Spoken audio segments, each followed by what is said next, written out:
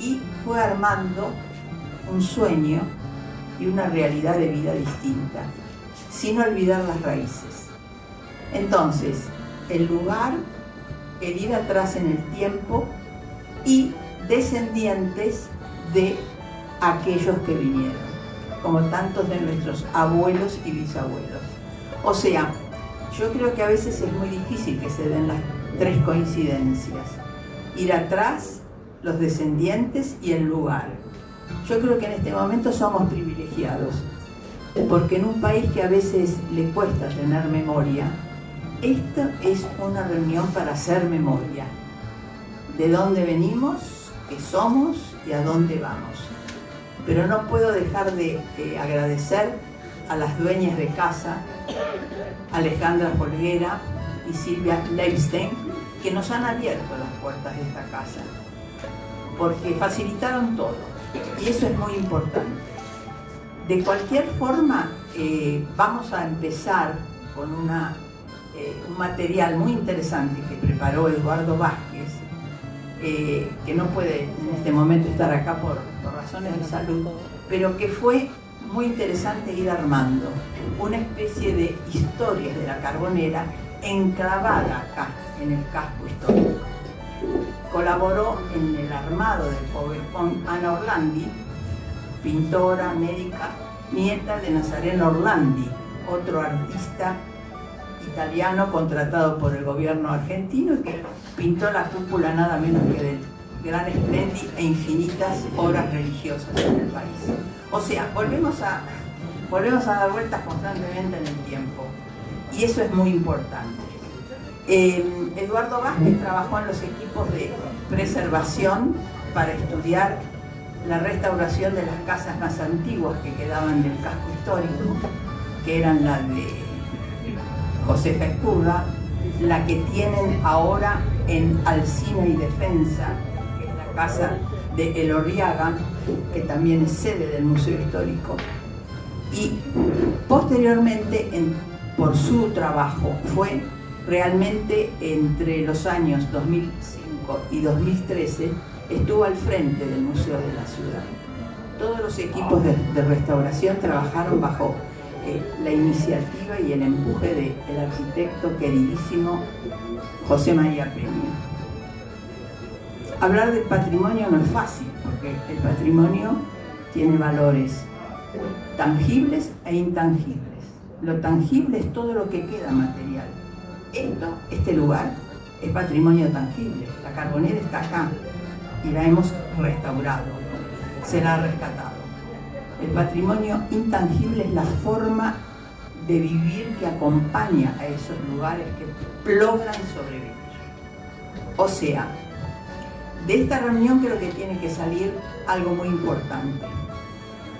La Asociación de Carboneros nos remite al fuego, el fuego para el alimento y para dar calor a las viviendas de la gente trabajadora. Después hubo un teatro acá, con otro tipo de fuego, el que alumbra la imaginación y la fantasía de las grandes tragedias humanas. A nosotros nos quedaría, después de esta reunión, ver qué llamita seguimos manteniendo hasta la próxima reunión. Puede ser el principio de muy buenos encuentros.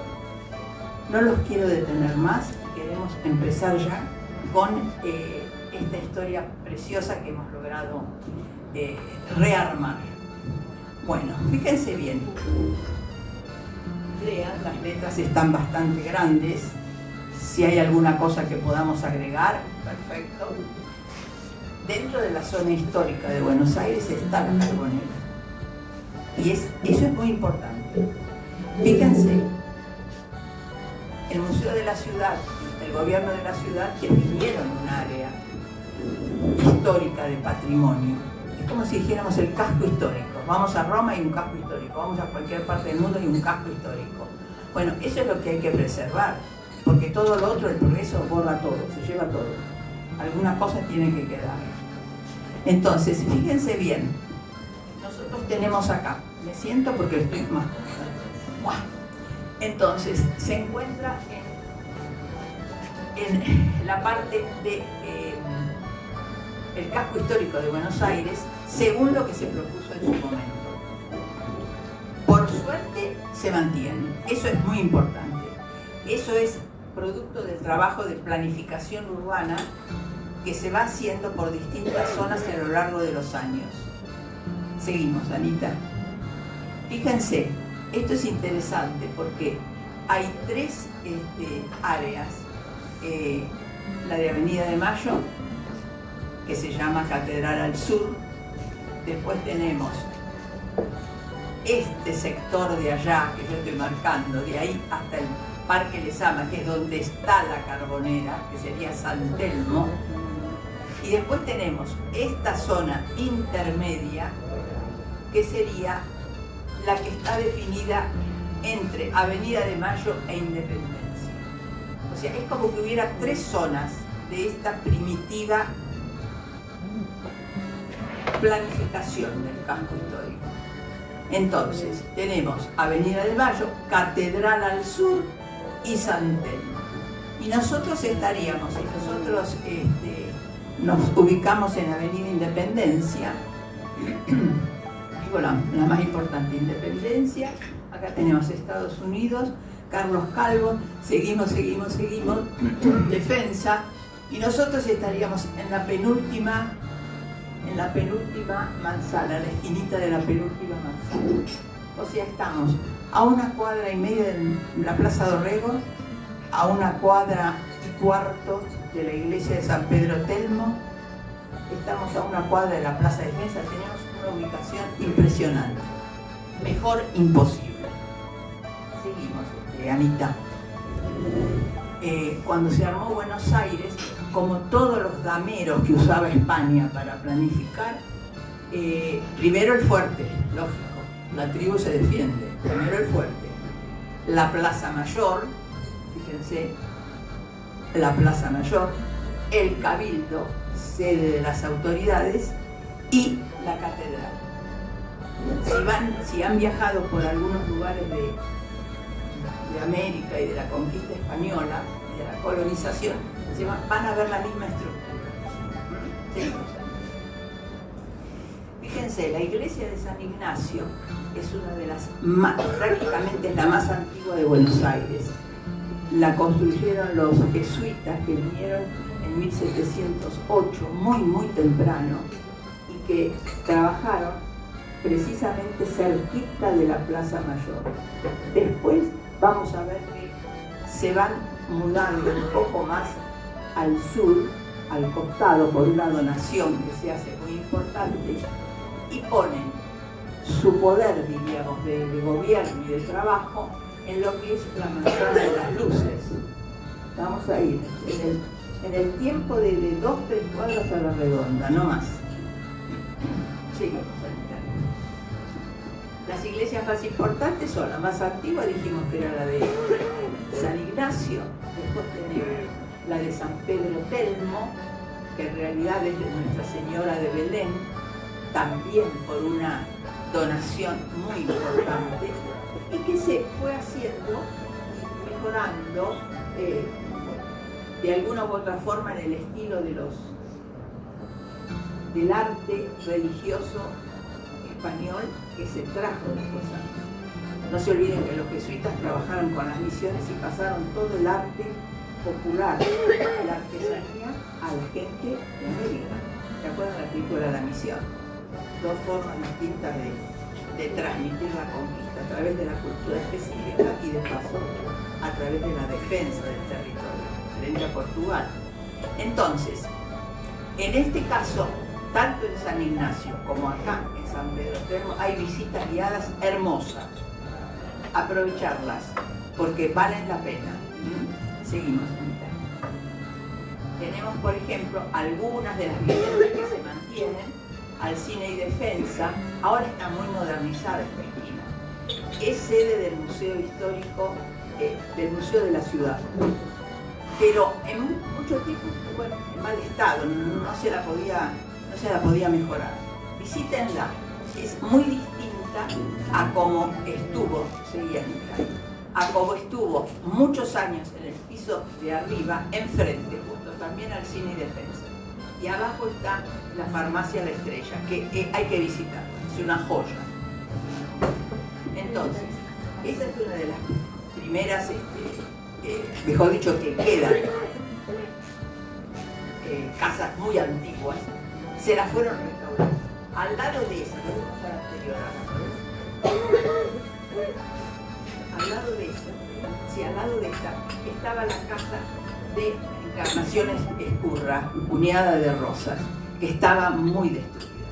También se hicieron planes para restaurarlas, pero hasta ahora ahí está. Bueno, seguimos, volvemos al anterior y al anterior. Fíjense, estábamos muy cerca, esta parte estaba muy cerca del río Bajo, río que no era de canales como hay ahora. O sea, la ribera estaba muy cerca, a cuadras nomás. ¿Sí? Hay un catastro muy antiguo que establece lo que se tenía. ¿Ven? El molino arenero es San Francisco, toda esta parte es la iglesia de San Francisco. O sea, que continuaban los territorios, los metrajes de los franciscanos y que se llegaba hasta la costa. O sea, en toda esta parte, antes de llegar a esta parte rosa y amarillenta, después se hicieron viviendas que las pueden ir a ver, que se alquilaban a gente extranjera o gente de acá de Buenos Aires. O sea, que también las iglesias expandieron algo alrededor de ellas. La iglesia de San Francisco tiene un tapiz que hay que ver. Ese tapiz reemplaza al altar que se quemó en la época de la quema de las iglesias, pero es único en América, es el más grande que hay en América, hay que verlo. Seguimos.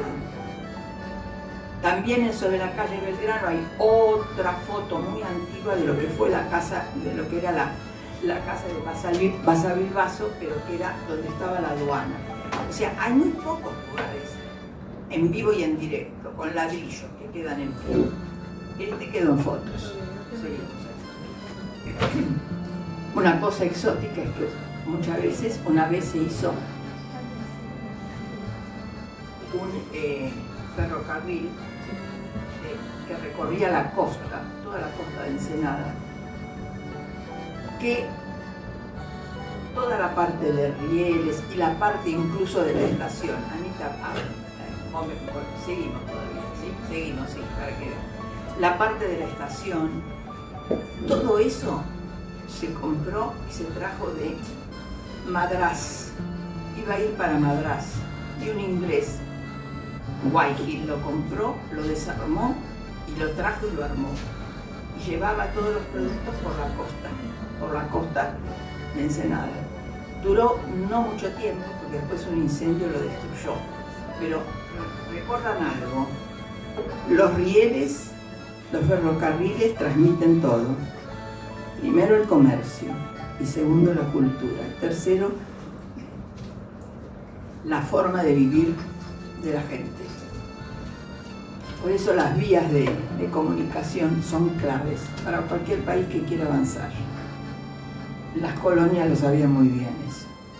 Hay un puerto de salida de los productos y por ese puerto después vuelven los materiales manufacturados.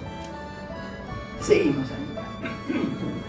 Avenida de Mayo, fíjense que es muy interesante porque era una vía importante. Casa de Gobierno, Congreso, los dos puntos de poder político. Estuvo bastante deteriorado durante muchos años, pero después, en 1880, pudieron reflotarla. La Avenida de Mayo tiene lugares icónicos. Seguimos ahí. Lugares icónicos de hoy. Bueno, el Tortoni, ya saben que ni podemos ir de las colas que hay de turistas que nos hacen el honor de visitarlo. Esta parte ya sabemos que es icónica. Las marchas, las manifestaciones. Es como que la Avenida de Mayo está viva constantemente. El Palacio Barolo, interesantísimo, hermano mellizo del que está en Montevideo. El arquitecto Palanti lo armó, otro italiano. Y mi abuelo trabajó con Palanti. tengo una foto preciosa ahí en la cúpula, con sombrero, con bombín, etcétera, etcétera. Pero bueno, esta es una de las series más interesantes que nos hacen ir del pasado al presente. Del pasado al presente, que era la idea mía primaria. Seguimos ahorita. Después tenemos que otro icono del lugar, de esta zona, es el mercado de San Telmo, que fue el último que se armó acá en esta zona, porque antes hubo otro, el mercado del comercio, en lo que era la Plaza Dorrego. Después que los echaron a los jesuitas, muchos vecinos dijeron, bueno, queremos tener acá un lugar de mercaderías. Entonces llamaba la Plaza de las Carretas y de ahí se convirtió en el mercado de comercio, que duró unos 30 años.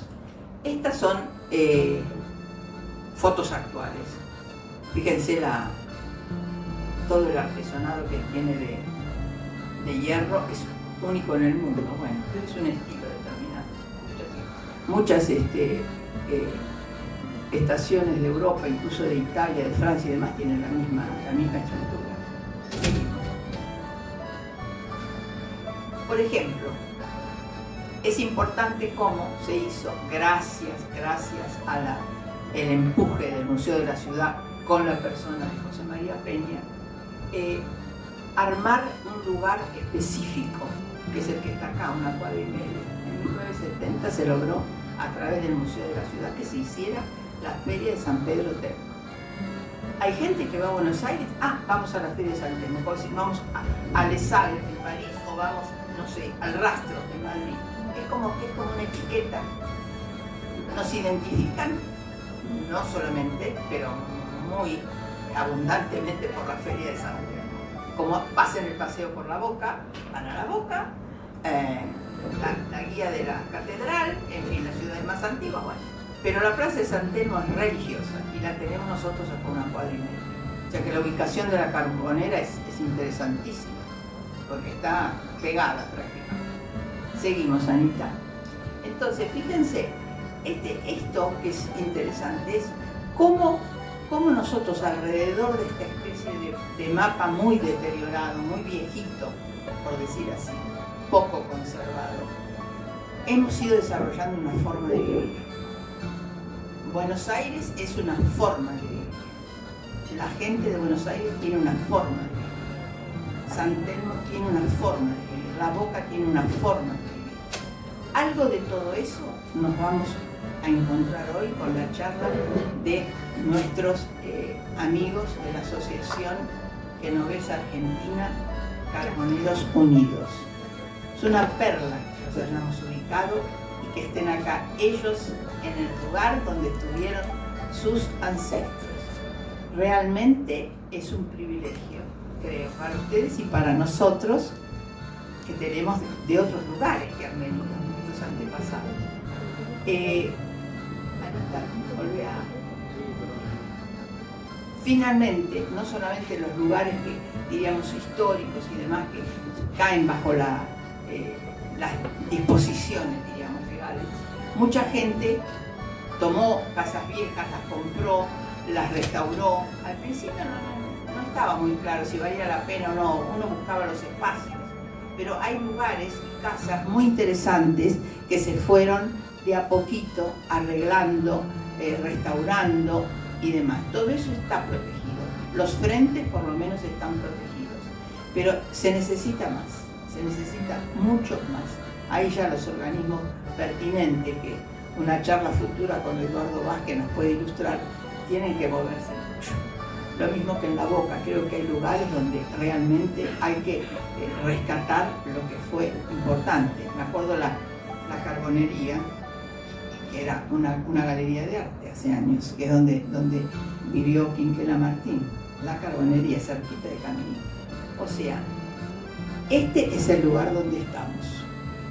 Yo ahora les quiero dar la palabra para que después podamos charlar y preguntar a los dos miembros de la asociación que nos visitan hoy. Esto es el trabajo que hicimos de la mejor manera posible, con mucho cariño. Todo es perfectible, ¿no, Ana? Sí, ya lo creo. Sergio Brignardello es presidente de la Asociación de Genovesa de Carboneros Unidos, contador público nacional y de los que empujan las asociaciones, de la dirección de la Venezuela 2943. Como todas las instituciones de comunidades de inmigrantes radicados acá, tienen biblioteca, tienen cancha de bocha, tienen lugar para almuerzos, para celebraciones, una maravilla, impecable. Y también quiero presentar a Sergio Lodice, que es técnico en redes y al mismo tiempo investigador e historiador, ambos también de la Asociación de Carboneros Unidos. Así que pueden empezar cualquiera de los dos. Somos todos hijos nosotros. Podemos empezar con un aplauso para... No.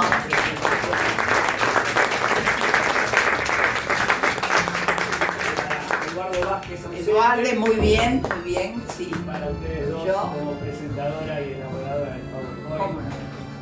Futuros PowerPoint. Bueno, buenas tardes a todos. Gracias a los presentes y de parte nuestra como Asociación Genovesa Argentina Carboneros Unidos, un agradecimiento a los responsables del área, de este lugar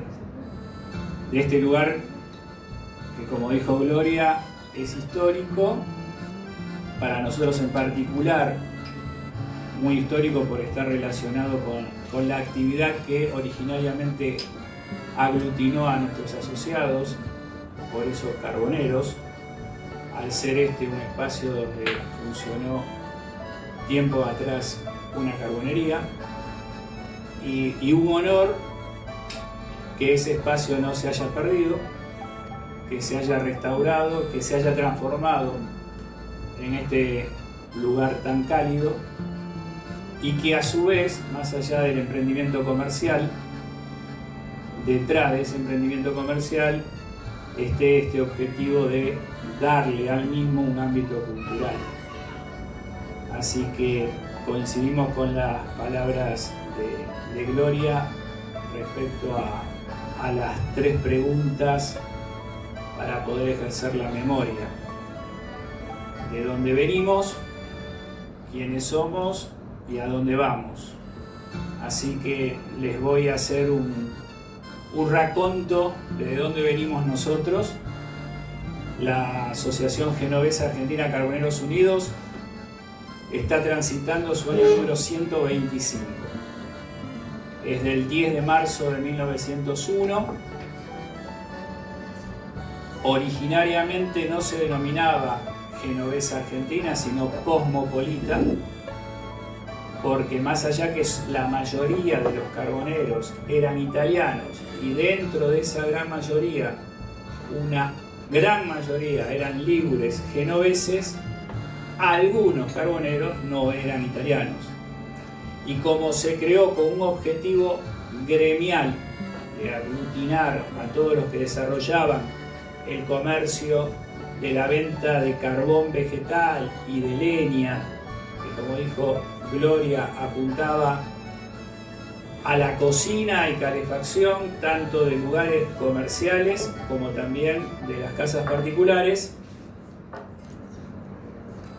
Piensen que esta ciudad, uniendo un poco todo el raconto que recién escuchamos, empieza a tener un gran auge y un gran crecimiento a fines del siglo XIX y principios del siglo XX, y claramente con una fuerte inmigración, con una gran cantidad de españoles y de italianos, además de muchas otras nacionalidades, y en ese crecimiento era indispensable la necesidad del carbón para poder cocinar y para poder calefaccionarse.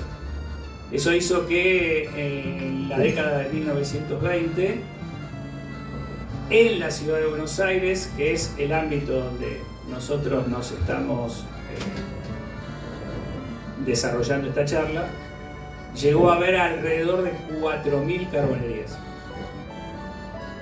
Eso fue un poco el disparador del crecimiento de nuestra institución como asociación cosmopolita Carboneros Unidos, pero en la década del 50, en los años de 1950, claramente con la aparición y la difusión del gas y del petróleo, la necesidad y la demanda del carbón disminuyó notoriamente. Al disminuir notoriamente también disminuyeron las cantidades de carbonerías, ya que solamente quedaron para proveer los comercios de pizzerías, parrillas y restaurantes. A fines del siglo XX y principios del siglo XXI, de aquellas 4.000 carbonerías que le he mencionado, solamente con domicilio en la ciudad de Buenos Aires había 2.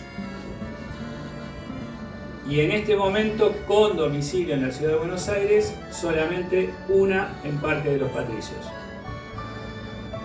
Pero si ustedes analizan que en la ciudad de Buenos Aires sigue habiendo, y muchas, pizzerías, parrillas, restaurantes, donde se consume y se necesita el carbón vegetal y la leña, podrían estar preguntándose, bueno, si no hay carbonerías, ¿de dónde viene ese carbón? Bueno, la mayoría de los depósitos están en el conurbano, que además está la distribución de carbón en las conocidas bolsitas de carbón en las verdulerías, donde recurrimos cada uno de nosotros cuando queremos hacer nuestros asados en forma particular y en casa. Creo que con esto que les he comentado respondemos un poco de dónde venimos, en el quiénes somos. Como les dije, la mayoría italianos, la mayoría genoveses. En la década del 90, justamente porque la actividad de carbonería se había reducido notablemente y el 100% de los que nos movíamos dentro de la institución éramos descendientes de genoveses, se hizo un cambio en la denominación. La asociación siguió siendo la misma, con el mismo registro en el INAES, porque somos una mutual, en el Instituto Nacional de Asociativismo y Economía Social, con el escudo que nos representa y la sigla que nos representa, Asociación Genovesa Argentina Carboneros Unidos. Acá están nuestras redes sociales. Y como les decía, en la década del 90 se cambió el nombre a Genovesa Argentina. Ahí estoy respondiendo la segunda pregunta. No, la segunda pregunta no, el segundo punto que planteó Gloria de ¿qué somos? Claramente hoy somos una institución de colectividad ligure, de colectividad genovesa, que más allá de estar relacionados por esa actividad que desarrollaron en su mayoría ligures y genoveses, que fue las carbonerías, nos basamos hoy fundamentalmente en 2 patas. La cultural, y esto forma parte de este desarrollo, y la otra parte que está totalmente relacionada con la cultural es la de la investigación, y la de la investigación histórica.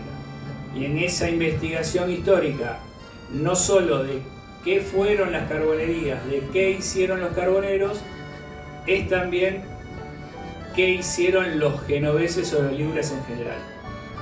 Y hay una relación fuerte, un rapporto con la región Liguria, con la región de Liguria, y un intercambio de objetivos culturales uniendo la ciudad de Buenos Aires con la ciudad de Génova, uniendo lo porteño con lo ligure, con lo genovés.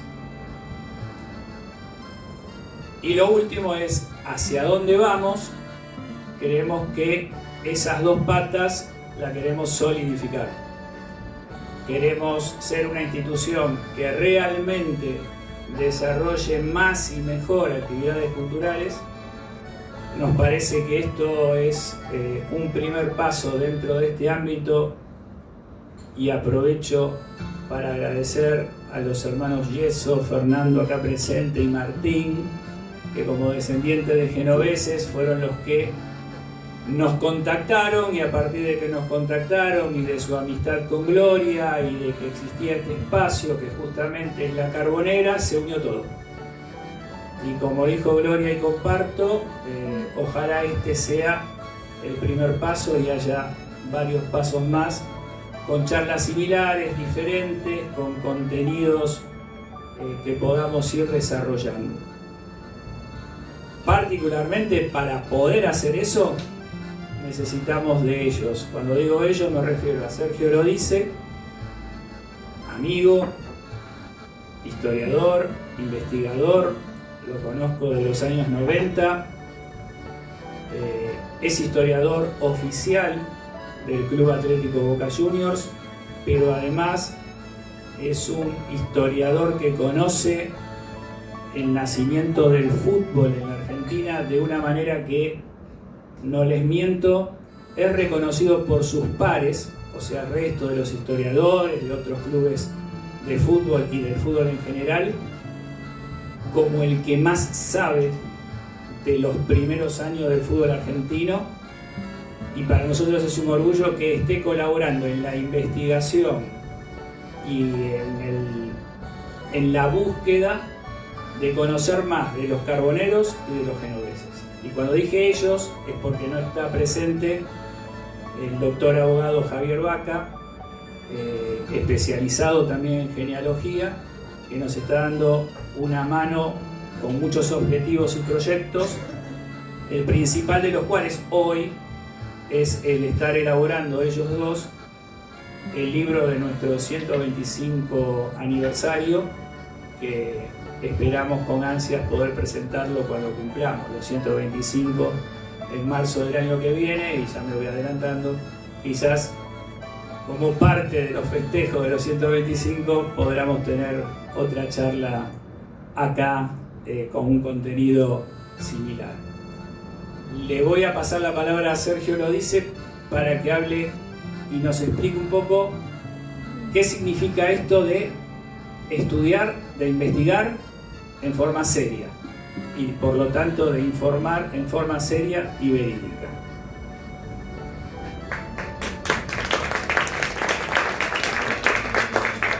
Buenas tardes, gracias por la presentación, fue demasiado, Sergio.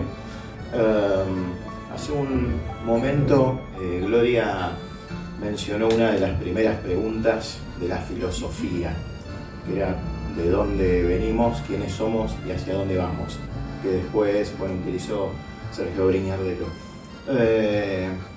También la podríamos utilizar en la investigación, porque hay de aquellos que olvidan la historia, o de aquellos que podemos olvidar parte de la historia. En la investigación siempre buscamos nuestro pasado. O sea, ¿de dónde venimos? ¿De dónde venimos? ¿Y quiénes somos? ¿Cómo podemos contar esa historia? ¿Cómo tomamos ese pasado? ¿Cómo lo encontramos para poder construir hacia dónde vamos, a ese futuro, ¿no? Lo que vamos a hacer. ¿Cómo se empieza? ¿Cómo se arranca con una investigación? Bueno, hay que ir a las fuentes. Una de las primeras fuentes quizás también sean los relatos orales, también, ¿no? Nuestros vecinos. Particularmente puedo hablar por Boca Juniors, si se quiere. A mis 51 años, conozco bastante. Mis viejos vecinos se han ido yendo de esta vida, y particularmente los de la Boca también. Yo los busqué cuando tenía 15 años. Empecé a juntar relatos. Esos relatos me llevaron a la Biblioteca Nacional, por ejemplo. Ahí es donde comencé a investigar a los 15 o 16 años, a indagar en diarios viejos, en publicaciones viejas. Por ejemplo, acá tenemos una imagen de una, bueno, pasemos más adelante hacia donde están, ahí están las guías Kraft. Si por ejemplo, dejemos de lado a Boca, queremos buscar la carbonería. La dirección es Carlos Calvo 299. Es así. Bien, vamos a tener que buscar qué había en ese lugar en 1890. Primero vamos a tener que buscar en una guía o en alguna referencia cómo se llamaba la calle en ese momento. Se llamaba Europa, por ejemplo. Humberto Primo era Comercio. Y acá viene aquello que Gloria bien dijo hace un rato, que estaba el mercado del comercio.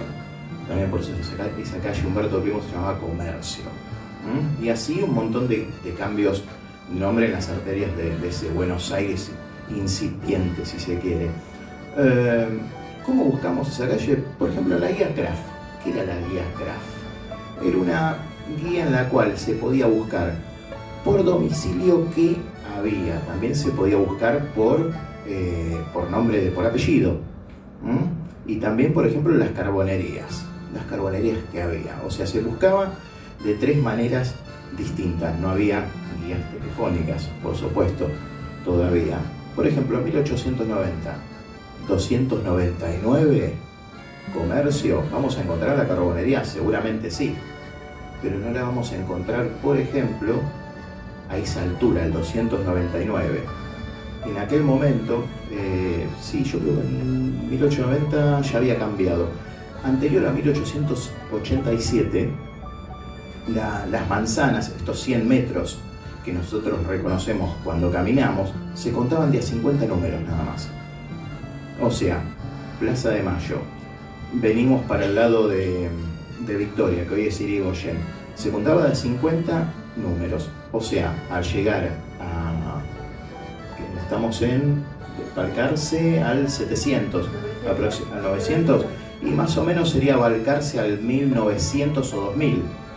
Estados Unidos, Europa, Carlos Calvo, también cambiaba la numeración. ¿A qué altura podíamos haber estado? Al 800, al 700 aproximadamente. Por eso hay que tener cuidado cuando se investiga y primero averiguar paso a paso cómo se conformaba la ciudad de Buenos Aires. Siempre a través de este tipo de guía. Acá tenemos, por ejemplo, una guía de 1890, otra de 1905, un anuario de 1922, si no me equivoco, sí, arriba dice 22. Y en el interior, vamos a la siguiente imagen. Ahí está. Así eran las páginas de las guías. Estaba la calle y la numeración al lado. Así se ubicaban los negocios que había en la zona. Pero también son importantes, por ejemplo, las guías telefónicas. Las guías telefónicas aparecen hacia la década de 1910 en Buenos Aires. ¿Por qué son importantes? Porque ahí también podemos investigar. Tenemos que armar esa historia. Por ejemplo, ¿me permitís, Sergio?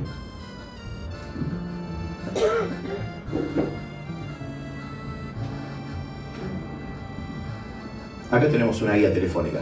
Esto es una guía telefónica. ¿Vieron qué chiquita? Ustedes conocieron las guías telefónicas. Cuando yo era chico eran 2 tomos o 3 tomos, si no me equivoco. Y en la década del 60 eran, sí, 2 tomos y había una que se buscaba por número también. Una guía azul o verde, no me acuerdo. En mi casa había una. Sí, esta es de 1931. La guía de 1931, dice invierno, ¿no? Bien, pleno 1931 teníamos un nuevo gobierno, después un golpe de septiembre de 1930. Y bueno, en esta guía, por ejemplo, habíamos ubicado, si no me equivoco, y está marcado, ya no tengo los anteojos, a ver si habíamos ubicado algo ahí. Ahí está. Habíamos ubicado el viejo teléfono acá, ¿no? De la Unión Telefónica. Justo en la página de carbonerías. Bueno, habría que buscarla, pero tiene que estar por acá. Lo importante, pobre Sergio con sus anteojos, la letra es micrón, tamaño micrón, difícil de buscar. ¿Qué quería agregar con esto? que toda búsqueda en biblioteca es imprescindible. No se puede justamente prescindir de la Biblioteca Nacional o de otra biblioteca, la Biblioteca del Congreso, el Archivo General de la Nación para buscar fotos de carbonerías. Justamente en el AGN, que ahora está en Parque de los Patricios, se guardan muchas imágenes de lo que hoy, o desde 1979, es el casco urbano de Buenos Aires. ¿Por qué? Porque era lo que más se fotografiaba. Más allá de la avenida Cariago o Entre Ríos, no hay muchas fotos. Yo no he encontrado, salvo personales. Pero es importante esto del casco urbano que mencionaba Gloria hace un momento. El que quiera reorganizar, construir una historia desde el principio, necesita ir a las fuentes. Por eso, como siempre digo, generalmente en el ámbito de la historia del fútbol, si se quiere, siempre desconfíen de un libro moderno que no tenga sus fuentes documentales. No digo las notas al pie, las fuentes documentales al final del libro. Eso se pondera mucho, eso eleva una obra de ese estilo. Bueno, le dejo la palabra a Sergio para que siga hablando un poquito. Justamente en esta búsqueda de imágenes y de fotos para hacer el libro de los 125 años, es que empezamos a pedir a nuestros conocidos que nos acercaran las fotos que hubiera, y aparecieron algunas que son las que preparamos para hoy, y más o menos los voy invitando a ir a esos tiempos, ¿no? Como quizás no dije en la presentación, yo soy hijo de carbonero, nieto de carbonero, mi tío carbonero, los primos de mi padre carboneros, los tíos de mi padre carboneros, todos en la ciudad de Buenos Aires. Acá está Gustavo Codrueco, que somos hijos de primos, su papá carbonero.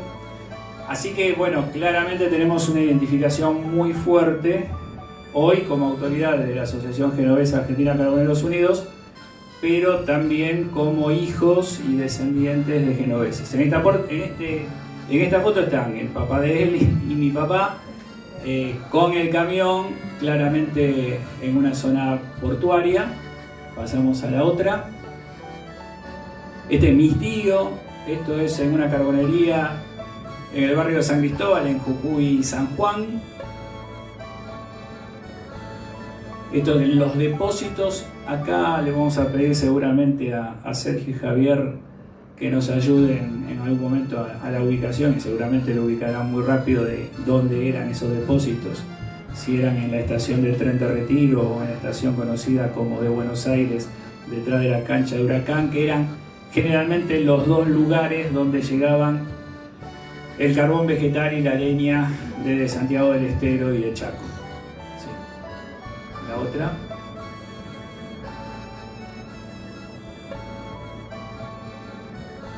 Bueno, esta es la carbonería de mi papá, uno de los últimos camiones que tuvo mi papá.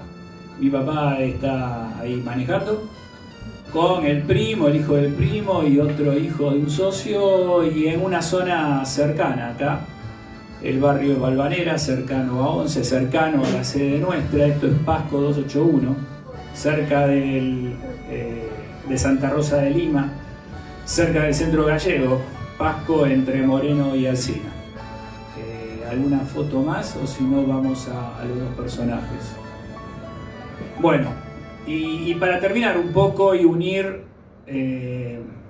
los carboneros con algunas figuras representativas, rescatamos dos. Una en lo deportivo, en lo futbolístico, y otra en lo cultural y artístico. En lo deportivo futbolístico, acá estamos viendo a Cerrotti.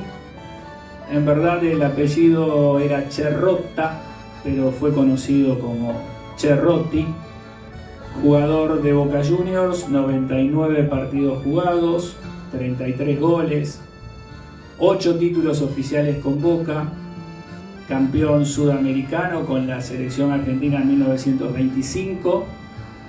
Y además un hecho histórico muy importante, en la famosa gira de Boca por Europa en 1925, fue el autor del primer gol y de los primeros goles, porque hizo 2, como jugador argentino de un club de fútbol argentino en Europa.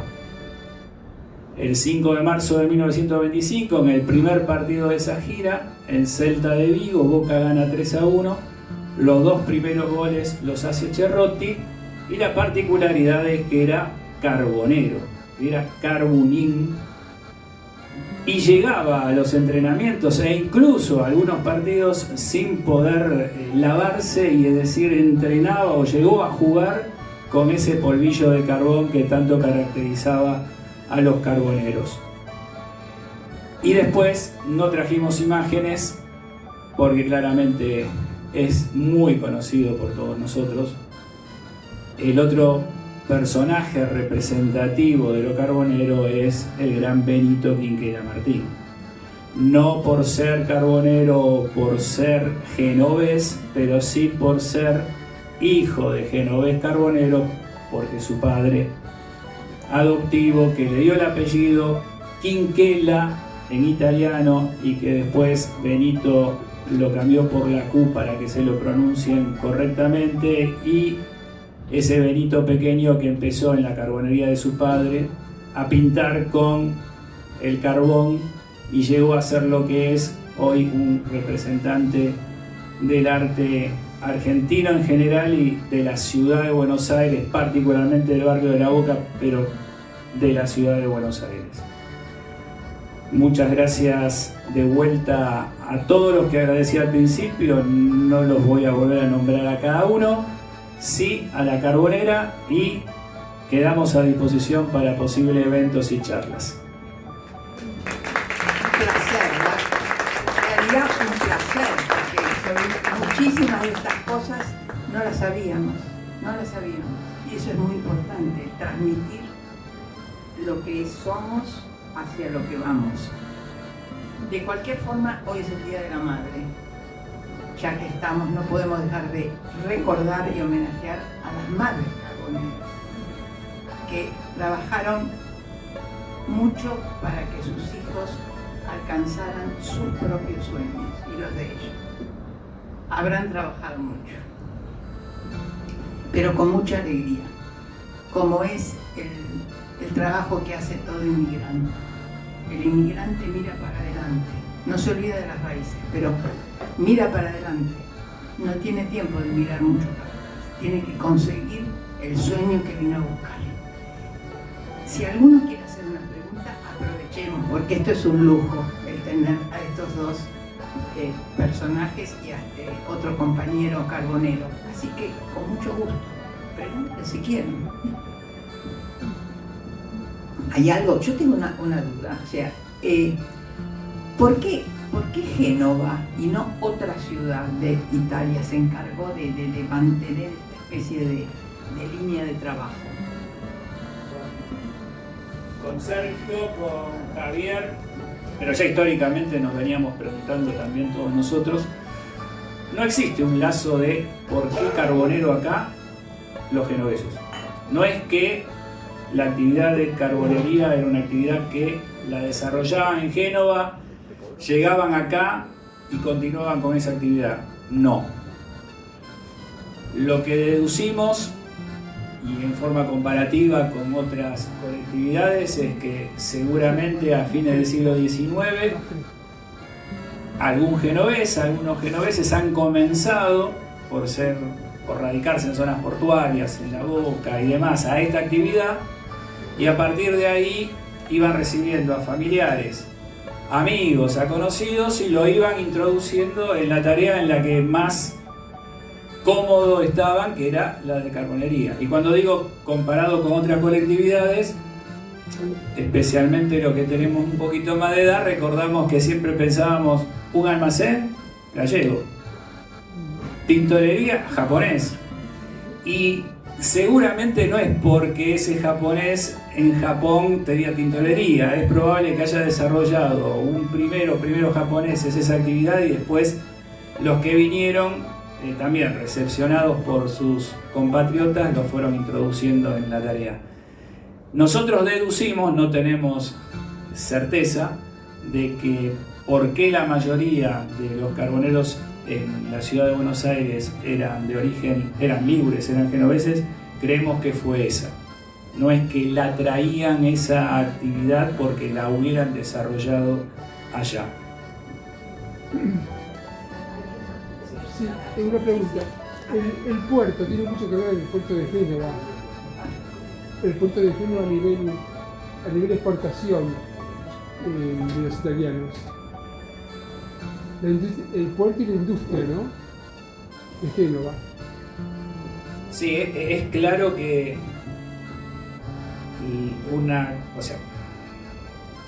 la gran mayoría de los italianos, y por lo tanto la gran mayoría de los genoveses, partían desde Italia de dos puertos, de Nápoli y de Génova. Mucho más de Génova.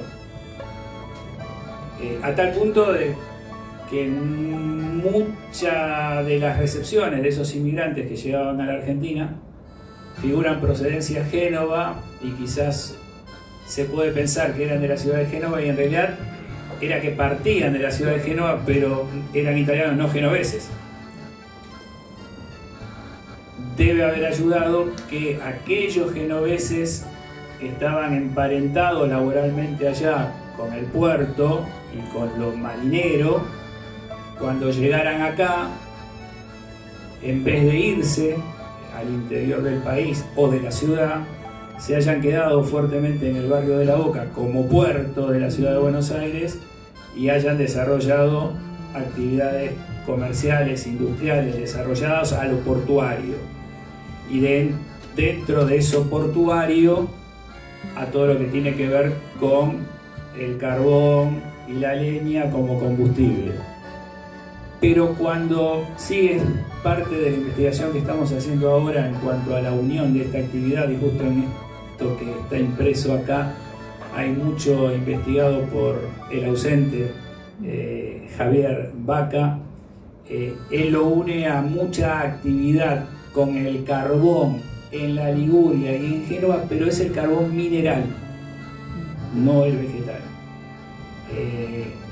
En Génova hubo mucho desarrollo de comercios e industrias basadas en el carbón mineral.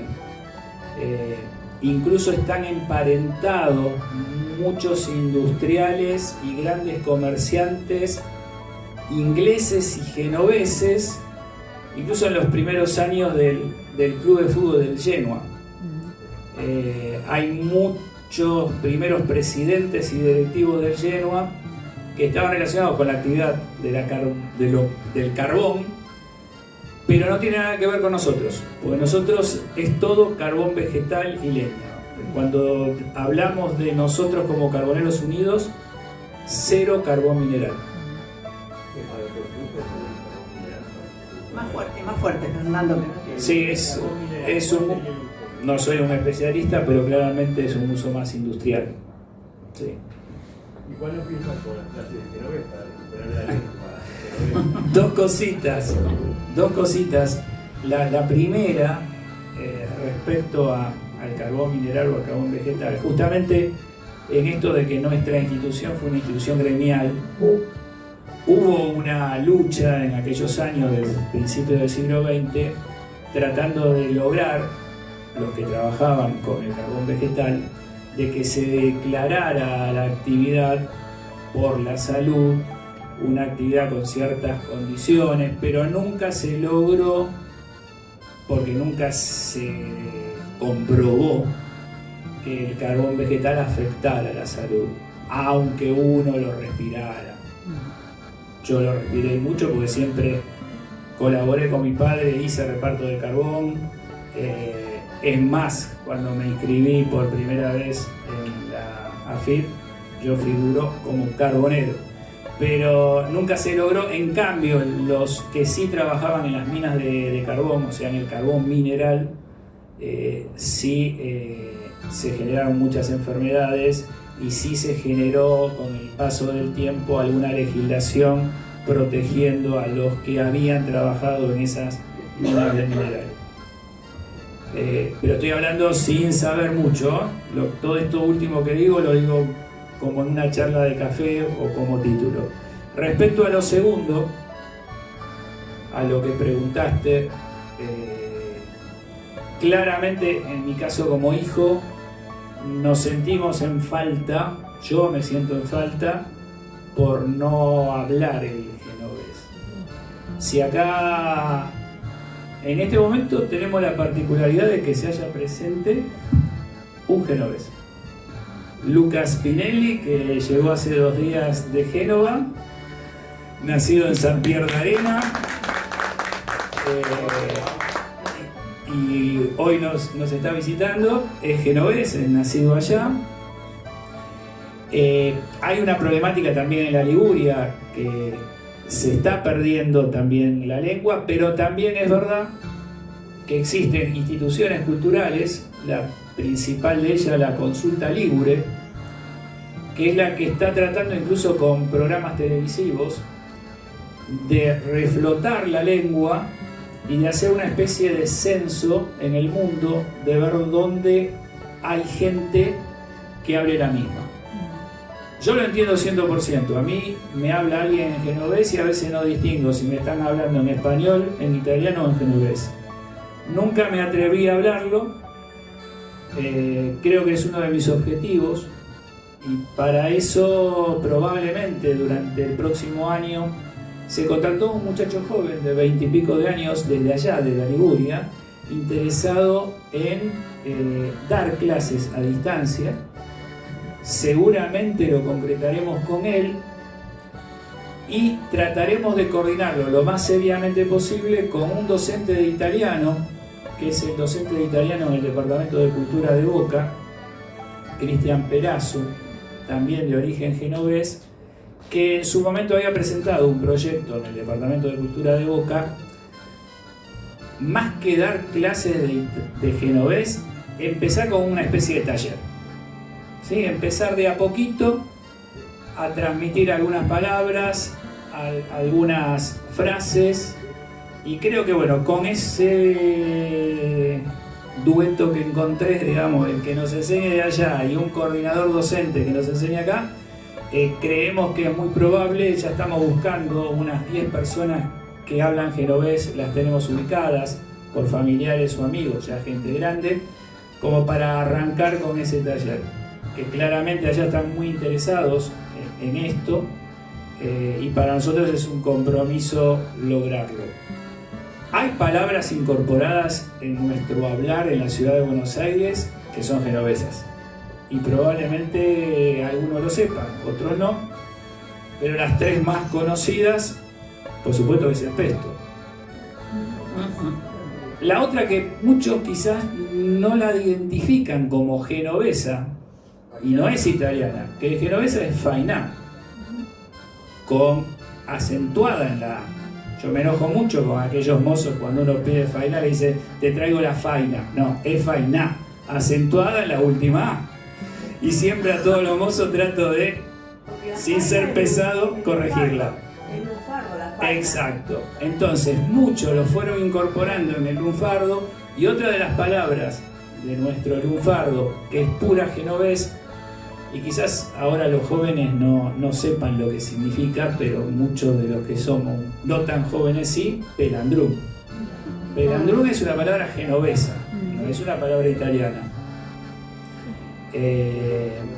Y bueno, y nosotros en particular, con la palabra Ceneice como identificando al Club Atlético Boca Juniors, es un lazo muy fuerte con la Liguria y Génova. ¿Alguna pregunta más? Porque esto está cada vez más interesante con esto de las palabras. Sí, fuerte. Sacando lo que es el carbón mineral, que es Después de una la- valoración, pero la que programación hoy entre- en día en Italia, en Génova particularmente, con la Liguria, hay una asociación del mismo estilo de ustedes con las cuales puedan tener intercambio de la evolución de esta producción a lo que hoy Linda pregunta. Pero ¿por qué linda pregunta? Es increíble cómo se une todo. Nos visitó hasta el 16 de octubre, hoy es 19. Una pareja que conocí porque va llegando gente genovesa y se contacta a través de la asociación o a través de amigos y de conocidos. Giuseppe, que a través de Giuseppe lo conozco a Luca y por eso Luca hoy está presente, que uno de sus objetivos ahora que volvió allá a Génova es lograr un contacto oficial con una institución de carboneros de la ciudad de Génova. Eso solo. Es decir, es lindo esto de empezar a generar redes y lo que estamos notando es que empiezan a interesarse en nosotros. Cuando digo nosotros ya hablo como porteños, en este caso gente que habita allá, y empezamos a tratar de encontrar lazos de trabajo que en definitiva es trabajo cultural, porque es investigar, ver más lazos y demás. Así que espero que en la próxima reunión que hagamos haya respuesta más concreta. Ahora estamos dando el primer paso, todavía no estamos en contacto. ¿Tienen alguna fecha donde se reúnan, hagan alguna comida, alguna cosa así en el año? No, nosotros antes de la pandemia sí, una de las patas fundamentales era unos 6 almuerzos al año. Claramente con la pandemia eso se interrumpió y después de la pandemia cambió yendo mucho a lo cultural y generalmente hacemos comidas después de los encuentros, las asambleas o para fin de año. Hemos perdido lamentablemente al cocinero que nos preparaba las comidas genovesas, entonces ya no es lo mismo. Así que hoy no tenemos algo concreto. Por supuesto que el día que lo tengamos figurarán entre los primeros invitados a la gente amiga de la Carbonera. La otra palabra que es genovesa, que ahí sí creo que todos pensamos, porque yo mismo pensaba hasta hace pocos años atrás que era italiana, no era genovesa, pero genovesa es tuco. Tuco es genovés. Es decir, uno puede llegar a decir traerme fideos con tuco en alguna parte de Italia y no lo entiendo. Y la fugazza. Focaccia. Exacto. La fugazza es otra denominación genovesa que está incorporada a nuestro hablar porteño y que es genovesa. He oído por ahí, pero no sé si es una leyenda, que como el genovés es difícil, a veces las mujeres de la familia cuando querían hablar de algo que no quería que se supiera, hablaban entre ellas genovés. Y los del resto de la familia... ¿Es verdad o es mentira? No, eso lo viví yo, pero no necesariamente con las mujeres. Es decir, era muy común con mi papá, si estábamos arriba de un taxi o viajábamos en un medio de transporte público, siempre era háblame en genovés y listo. Y ya sabíamos que ahí podíamos hablar tranquilo, que era muy difícil, pero siempre se daban alguna sorpresa. Hay anécdotas de que uno con otro empezaba a hablar en genovés y hasta empezaban a hablar de esa persona pensando que esa persona no lo sabía y esa persona le terminaba respondiendo. Hay anécdotas familiares y de amigos de hechos que pasaron. Sí, sí. Especialmente de gente que llegaba a la boca, ¿no? Y empezaba a hablar en genovés pensando de que esos que están ahí cerca no nos van a entender y los entendían. Porque esa es otra característica que fue muy fuerte, digamos, para la historia de la genovesidad, es que el barrio de La Boca como barrio de inmigrantes, más allá de que no todos eran genoveses, hubo una característica: muchos de otros lugares, no solo de Italia, sino también de Europa, terminaban comunicándose en genovés. Y una característica también fue que a principios del siglo XX las maestras de las escuelas en La Boca se trataba de que las mismas supieran un poco el genovés o comunicarse en genovés, porque les llegaban chicos al colegio que no hablan español, hablaban en genovés. Es toda una historia sociológica y lingüística muy interesante. Acá todo esto lo hablo por boca de ganso, no es que lo estudié yo, sino me fueron contando. Quizás algunas de las cosas que digo no son tan ciertas, el que dice todas las cosas ciertas es acá. ¿Puedo agregar algo? Sí, por favor.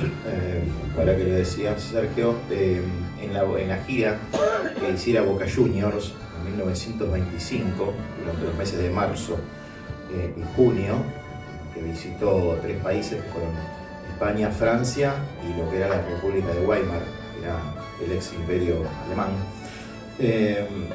Durante los partidos por España, todas las ciudades que visitó, los jugadores se comunicaban entre ellos en el campo de juego en Ceneice. Ahora, ¿lo hablaban todos? No, pero sabían los términos futbolísticos y así se comunicaban. A ver, por ejemplo, Américo Tesoriere, gran arquero, no venía de Génova la familia, pero sabía hablar en Ceneice. Así que en esa época todavía teníamos gente que sabía tanto. Y lo de Américo Tesoriere, de origen italiano pero no genovés, tan fuerte era su pertenencia a La Boca y al hablar genovés, que cuando volvieron de la gira de 1925 le pidieron que diera una conferencia. Él era reacio a las entrevistas periodísticas y demás, terminó aceptando dar una conferencia, la dio en la Verdi, que está sobre la avenida Almirante Brown, pero puso una condición y la dio en genovés.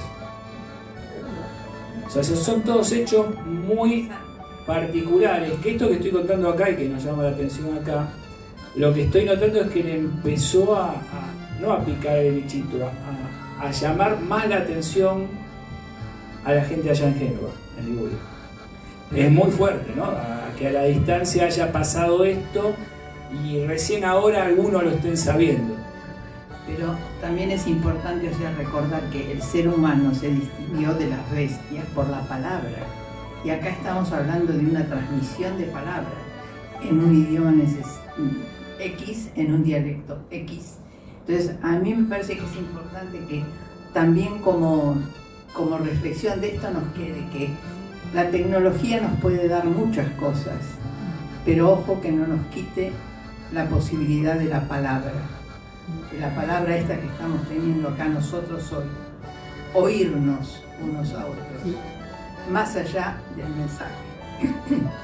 Más allá de la tiqui-tiqui-tiqui. No, más allá. Y fíjense que en la transmisión de la palabra a los chicos, a los adolescentes ahora, se está creando un panorama un poco gris, porque no hay transmisión de palabra. Si no hay transmisión de palabra, no hay necesidad de hablar ni de comunicarse. Y entonces se produce ciertos abismos muy molestos entre padres, maestros, progenitores. Bueno, ahí tendríamos que irnos a otro tema, pero es eso, o sea, lo que estamos haciendo acá, hablando del genovés, de esas asociaciones que tratan de mantener la llama de una determinada pura forma de ser. No es chiste, es algo importante. No se puede borrar todo y empezar de punto cero. Nosotros somos un resto de lo que estuvo antes. Nada se inventó nuevo, pero si nos olvidamos de lo más importante, que es la palabra, yo creo que está bastante negro el panorama. De acá tiene que salir, pienso yo, una sensación de que hay mucho por hacer, de que hay una esperanza grande que nosotros tenemos que tratar de abonar y de alimentar. No sé si hay alguien que quiere decir algo más. No, quería volver a algo que usted Sí. había mencionado hace un rato sobre el carácter de los genoveses, que, bueno, se dice que es un carácter difícil, a tal punto que es una anécdota, no sé si es cierta, pero se la aprendí Lobaza, que decía que cuando los genoveses iban a ir a trabajar a un barco que zarpaba para ir a hacer alguno de sus trabajos, al subir al barco le preguntaban, ¿con murra o sin murra? No sé si lo estoy diciendo bien. La murra era la queja que podían. Y como los genoveses eran muy quejosos, el que iba con murra se quejaba. Y entonces le pagaban menos. Y el que iba sin murra, a ese le pagaban más, porque era ya a boca, no sé si Hay, claramente tenemos características por países, por región, en todos lados. Si me refiero a los genovés, vivenciado por mí, una característica difundida fuera de la Liguria es que el genovés es tacaño. Que el genovés cuida mucho el dinero. Y dentro de esto, el famoso cuento que de chico contaba que a un genovés el felpudo de la puerta de la casa le dura el doble. ¿Por qué le dura el doble? Porque cada vez que sale no lo pisa para evitar gastarlo. Eso en cuanto a la característica de tacaño. ¿He conocido genoveses tacaños? Sí. He conocido genoveses que no eran tacaños, también. La otra característica que sí, los mismos genoveses se lo reconocen a sí mismos y sí es muy reconocida en toda Italia, es el mugugno. Es decir, el estar siempre disconformes. El estar siempre con una visión negativa de todo. ¿Sí? Como hincha de fútbol, el resultado de eso, pero es demasiado. Con Gustavo somos hinchas del Genoa allá, integramos un grupo, Luca de la Sampdoria, nosotros integramos un grupo de WhatsApp con hinchas del Genoa, dentro de los cuales hay genoveses, hay otros como nosotros que somos descendientes, pero hay genoveses, y es terrible, cuando el resultado es negativo uno lee los mensajes de los hinchas del propio club, pero ya se fueron a la D. O sea, el mugugno es otra característica muy fuerte de la Liguria. Yo para cerrar, aprovechando, ¿están filmando? Aprovechando que están filmando, ahí está Alessandro, mi hijo, que es secretario de la Asociación Genovesa. Hace poco estuvo allá en Italia, en la Liguria, en Génova, y tuvimos el honor que la Consulta Ligure, que es esta institución que trata de mantener la lengua, nos haya incorporado dentro de este grupo de instituciones, siendo la única institución fuera de la Liguria que la integra. Así que nuestro compromiso respecto a la pregunta que hizo Fernando es aún mayor todavía, porque ya ahora tenemos un compromiso directamente con la Consulta Ligure y aprovechamos este momento para darle un saludo a la Consulta Ligure, a su presidente Giorgio Odone, y me despido de ellos con Semu Tesena Buonasera. Traducción. Somos de Génova, buenas tardecitas. Ay, qué lindo, una delicia. No sé si Alejandra Folguera está acá porque no veo desde acá. Alejandra, ¿estás por ahí? Una palabra como dueña de casa. Muchas gracias. Así nomás. Nosotros muchas gracias. ¿Puedo decir algo, chiquito? Sí, por favor. Algo que me da un poco como de recelo, porque se habla mucho de los genoveses que habitaron en la Boca. Siempre se habló de la Boca, no solo de genoveses, sino de otros lugares de Italia. Pero yo me crié parte de mi niñez en Caseros, Lourdes, así Villa Bosch, y he visto muchos genoveses, incluso chicos genoveses que tenían 5 años cuando ingresaban a la Argentina, tenían con sus padres y sus abuelos, iban al colegio primario, que eran compañeros míos, y tenían que estudiar español, por supuesto, castellano. Pero aparte del genovés hablaban mucho dialectos genoveses. porque eran genoveses pero hablaban diferente. O incluso lo usaban mucho en palabras que eran como tipo como lunfardo sería, no sé si está bien claro, como pelandrum, que acabas de decir. Cazote también viene de ahí. Cazote, creo que cazote con 2T, que es de Luchirlo. Y bueno, pero lo que quiere decir es que en Caseros hay una colectividad italiana muy, muy grande. Y no sé si más grande que de la Boca incluso. Interesante que se puedan conectar. Sí. Sí. Y se ha publicado muy poco sobre eso. Gente que ha hecho, bueno, industrias, en una época también de tintas. Había escuelas de quinta, de plantación de verduras para los niños, ¿no? En los colegios primarios. Lo hicieron una gran carrera en la zona, sería zona de 3 de febrero, zona noroeste, más o menos. Caseros, Lourdes, Martín Coronado incluso. Ahí todos los apellidos son Giovannucci, D'Angelo, Perazzi. Pero hay una gran colectividad y se habla muy poco de eso, de la gran colectividad italiana que vino a esa zona del oeste, norte oeste de Gran Buenos Aires. Incluso italianos, había algunos franceses y también arquitectos italianos, genoveses, que son los que hicieron la famosa basílica de Lourdes. Coincido con vos. En nuestro caso particular, el único nacido en la Boca es Gustavo. Gustavo nació, creció, fue a San Juan Evangelista. Yo no. Claramente sentimos atracción y mucha hacia la Boca por el tema del hinchismo que tenemos en nuestro caso particular, que no significa que todos los genoveses sean hinchas de Boca, porque hay un porcentaje de genoveses o de familias genovesas que no lo fueron. Claramente River también fue fundado por genoveses, pero lo que decís es justamente lo que están investigando Sergio y fundamentalmente Javier Vaca, y que va a formar parte de este libro de los 125 años. Por ejemplo, una fuerte colonia entre comillas, genovesa en San Justo.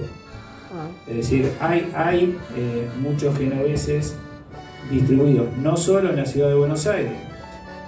El barrio de Devoto fue fundado por un genovés, por eso se llama Devoto. Es decir, hay mucha genovesidad más allá de la Boca en la ciudad de Buenos Aires, y hay mucha genovesidad más allá de la ciudad de Buenos Aires, no solo en el conurbano, sino en el resto del país. Ahí un poco, volviendo al inicio de la charla, nosotros como asociación tenemos esta obligación de continuar esta investigación, este estudio, e ir incorporando todo esto, más allá que como promoción siempre nos conviene a veces remitirnos a la Boca como lugar turístico, deportivo, que nos sirve para difundir, pero no vamos a olvidarnos, o por lo menos no es nuestra intención olvidarnos del resto de los genoveses que no se quedaron en la Boca. Pero igual se toma con lo suyo con mucha seriedad y está bien. Inmigrantes italianos, incluso italianos y también inmigrantes españoles, pero menos, porque tiene un 10% de españoles y el resto, el otro 90% de italianos. Por los apellidos lo dice, ¿no? Apellido Macri, apellido Marchetti, apellidos bien italianos. Perfecto. Tenemos que ir terminando este encuentro hermoso. Una sola cosita. Yo conocí una carbonería. Sí, soy vieja, pero tampoco tanto. Pero hace 50 años, en la avenida de Bejar, que ahora se llama Avenida Balbín, había una carbonería grande, importante. También con carbonerías. Importante. Íbamos a comprar ahí para